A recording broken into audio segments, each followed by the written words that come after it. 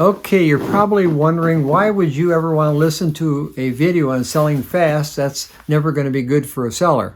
I want to tell you two situations which could change your mind, and doesn't mean it has to be a disaster. One was when we sold the Decora Super 8 for a couple that had a major change in health, and they did not want to be spending their last year or two running a motel. They wanted to get out fast, and we were able to put together an investment group that sold the motel in 90 days. So they were so pleased, they wrote us a very nice letter of thank you, which they told us we could share with others because they loved the service. Okay, so health could be a factor of a trusted manager, someone that is running the motel, like yourselves, owners that are actually the managers, or it could be, children or parents that need you to move and be with them for a while, and you can get back into the motel business some other time. So health could be one reason. And here's the second reason, and this one we've missed several times because of optimism, naivete, and that is another motel coming into a small town. We built the Knoxville Super 8 motel, and we were running along there very fine, and then another motel came in. We were doing very well at the hometown inn in Clarion, Iowa, and then another motel came in, and then that's a different story. And the same way with our property in Minnesota. I can't remember which one competition came in, but they did.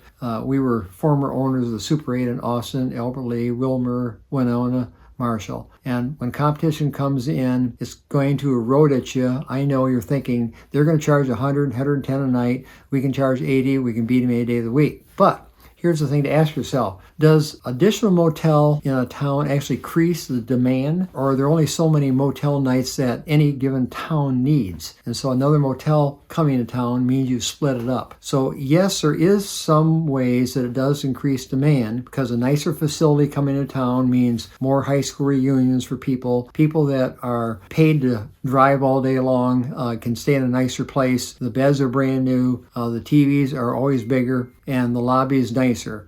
In fact, the motel competition in Winterset, Iowa, also served beer on a couple of nights for traveling men, and it could be women too, that could enjoy that beverage and also be a part of other people staying in the motel, and made it kind of a social aspect. So the competition, really, we naively figure, well, we can beat them, we're cheaper. But let me share with you, and you're welcome to have this. Just let me know down below that you'd like a copy of this, and you can see the deterioration in the competition and what they did to us, going from 6,000 or 8,000 room nights, down to 6,000. And that took several years, but ask yourself, is 1,000 rooms or 2,000 rooms going to affect your bottom line? You can go ahead and multiply your average room rate by 1,000 rooms and ask yourself, what does that do to the bottom line? That's when you may need to sell fast. Will your price be less than it could have been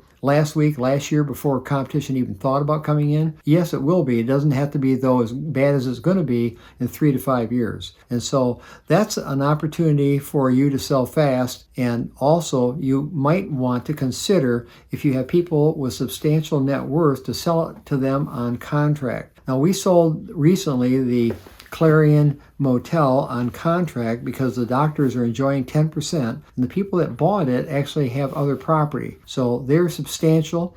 They also put down not 10,000 or 20, put down 100,000. So that's a lot for someone to walk away from. And if they do, they'll just sell it again.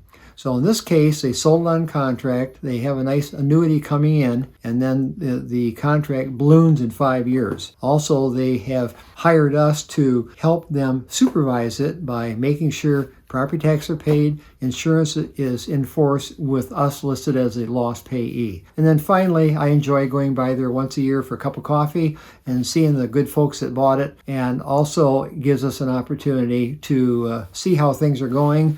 Does it look like deteriorated? There's deferred maintenance, and etc., because that's never a good sign. So keeping in touch is also very good. And let me know if you'd like a copy of any of our statistical reports for properties that we've sold in the past, where you can see the pattern of the loss in revenue from the competition that comes into simple markets, and that's, I'm talking 10,000 or less. It's not going to be the same as coming into Des Moines or Minneapolis, because those are complicated markets, and it could be your motel or hotel coming to this area would actually compete just real well because you actually have an ideal location next to a soccer field, professional, or something important in one of the other areas. But if you'd like to know what could happen and see a picture of your future, I'd be happy to send you one of these, and it can give you an idea of what it's like when you have competition taking a few rooms here and a few rooms there and end up being you wish you had sold it quicker, earlier, like we have. And if you like hearing these tips, please, you know the way it goes, subscribe,